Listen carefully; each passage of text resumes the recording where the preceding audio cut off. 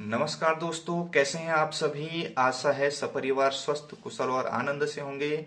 मेरा नाम है सूरज पंत और आप देख रहे हैं एसपी रिएक्शन वीडियो।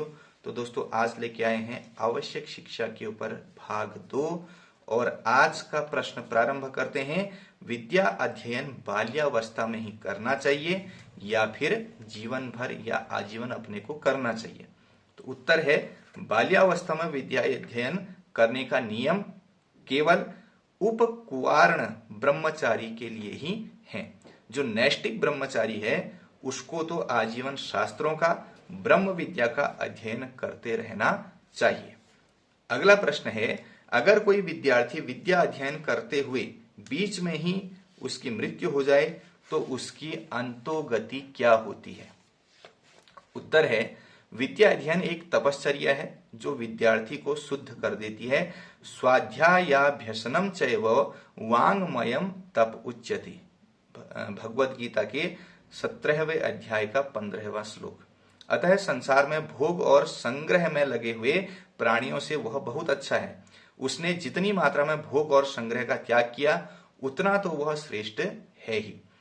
अंत समय में विद्यार्थी की जिस प्रकार के विद्या अध्ययन की वृत्ति रही है, अगले जन्म में वह पूर्व संस्कार के अनुसार ही उसी विद्या को पढ़ता है। जो केवल जीविका चलाने के उद्देश्य से विद्या पढ़ता है वह अगर बीच में ही उसकी मृत्यु हो जाए, जैसे साधारण आदमी की गति होती है वैसी ही उसकी गति होती है। कारण कि कल्याण करने वाला भाव है लेकिन क्रिया का भाव उस व्यक्ति के अंदर नहीं था। जो केवल दूसरों को नीचा दिखाने के लिए और अपने अभिमान को पुष्ट करने के लिए विद्या का अध्ययन करता है, वह अगर बीच में उसकी मृत्यु हो जाती है तो भूत प्रेत पिशाच आदि नीच योनि में वह जाता है। जिसकी केवल ग्रंथ पढ़ने की, ग्रंथों की जानकारी प्राप्त करने की रुचि है, वह अगर बीच में मृत्यु को पा लेता है तो उस रुचि के अनुसार अगले जन्म मनुष्य जन्म लेकर वह उन ग्रंथों को ही पढ़ेगा। ऐसे विद्यार्थी को फिर मनुष्य जन्म मिल गया तो वह यह काम कोई कम नहीं होगा। अगर वह ब्रह्म विद्या पढ़ते हुए मृत्यु को प्राप्त करता है तो मरते समय उसमें तत्व जिज्ञासा रही तो वह मुक्त हो जाएगा और तत्व जिज्ञासा न रही तो वह योग भ्रष्ट हो जाएगा। कहा भी गया है दोस्तों कि अंतमति सुगति, यानी मृत्यु के समय हमारी जैसी हमारी बुद्धि रहती है वैसे ही हम अगले जन्म को उसी प्रकार से प्राप्त करते हैं। जो केवल भगवान की आज्ञा मानकर विद्या अध्ययन रूप कर्तव्य का पालन करता है, वह अगर बीच में मृत्यु को प्राप्त हो जाए और मरते समय उसको भगवान की स्मृति हो जाए तो उसका उद्धार हो जाएगा और भगवान की स्मृति न हो तो वह योग भ्रष्ट हो जाता है। अगला प्रश्न लेते हैं, प्राचीन और आधुनिक विद्यार्थियों में क्या अंतर है। तो प्राचीन विद्या को विद्यार्थी ज्यों ज्यों सीखते थे, पढ़ते थे, अनुभव करते थे, अपने या दूसरों के काम में लाते थे, त्यों त्यों उनमें निर्भिमानिता और विनम्रता आती थी। वे जिस विषय को पढ़ते थे उसमें बड़े गहरे भाव से उतरते थे। दूसरा क्या करता है इस तरह वे विचार नहीं करते थे।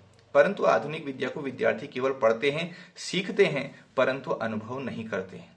अतः उनमें अभिमान आ जाता है, उनमें अहम का भाव आ जाता है। अनुभव के बिना सीखा हुआ ज्ञान अपने लिए और पूरे विश्व के लिए उतना ही दुष्कारी होता है। केवल सीखे हुए ज्ञान वाले तथा भोग और संग्रह में आसक्त विद्यार्थियों को यह वहम हो जाता है कि हम ठीक जानते हैं। पुराने जमाने के लोग ठीक नहीं जानते थे।